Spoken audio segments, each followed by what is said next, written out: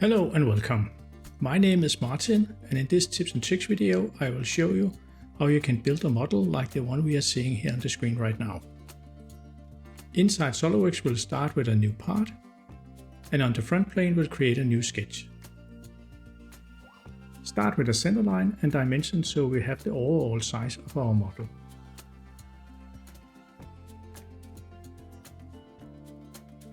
And we make a center point arc so we get the quarter we would like to have in our model.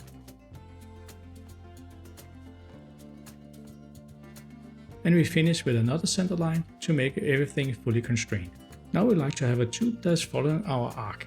We can simply go in on the surface, select surface sweep, and use the option for circular profile and enter the dimension. And finally select the arc.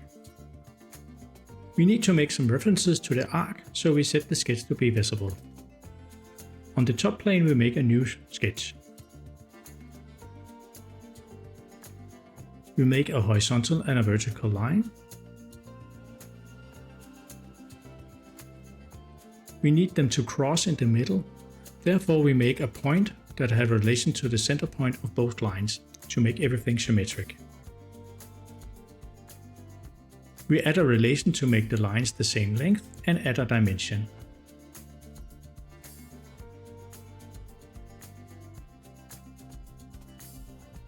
Now we can pierce the center point to the arc we have in the first sketch. Exit the sketch, and we can now start making the next two surfaces. We use the surface sweep again, but in this case we only need one of the lines.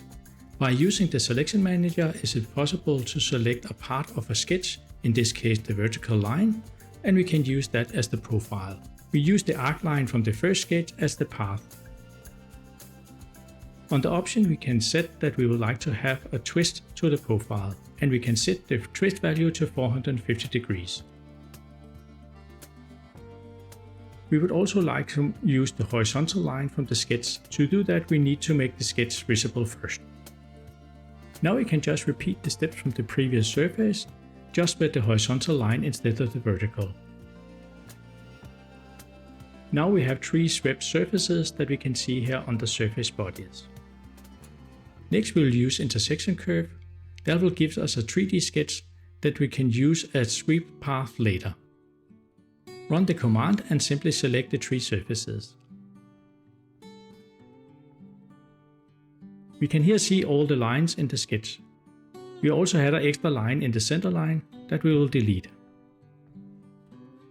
We are now finished with the three surfaces and we can delete them. We need to select them and use the delete keep bodies command in the right mouse button. If we use the normal delete, the surface will be deleted along with all the other features that is depending on that surface feature. The delete and keep bodies command will add a new feature that will delete the surfaces from this point and forward.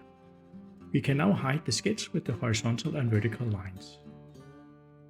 At the four outer lines we will make a plane that had the endpoint as a reference and the line as a normal to the plane. Use the plane command, select the line and the endpoint, and check that the relations are correct. Do this for all four lines.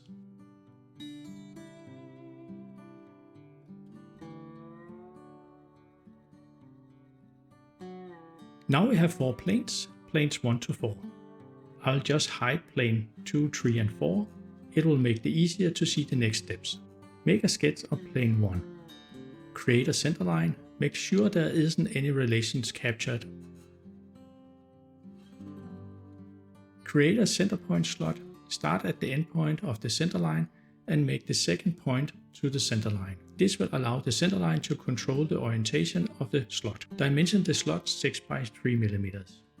Now we need to add some relation to place and orientate the center line and slot.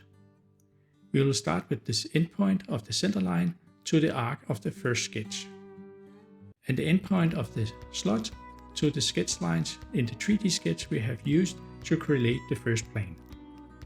Next is the sweep. The sketch profile is the active sketch with the slot and center line. The swept path is the line in the 3D sketch, but this can be a multiple line and the sketch contains even more lines. For this we can use the selection manager. Make sure that the path is selected all the way. You can see this in the preview. On the guide curves, add the first sketch with the first arc line. Now we have the first of the 4 twisted profiles. Set all the stuff we need to be visible, like the 3D sketch and plane 1, 2 and 3. Make the 3 other twisted profiles in the same way as the first. We'll do a little fast forward here.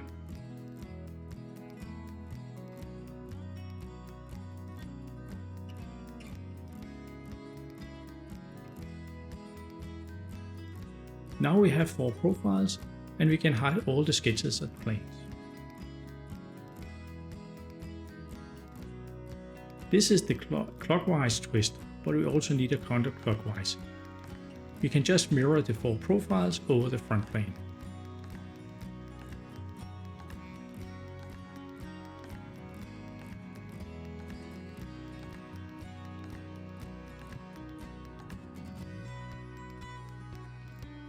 This will give us a total of 8 solid bodies, and with combine, we can combine them into one body.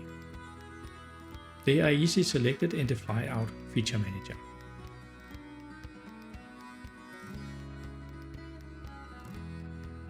Last, we just make some surface cut to clean up the ends. We can use the right plane and top plane together with the cut with surface command.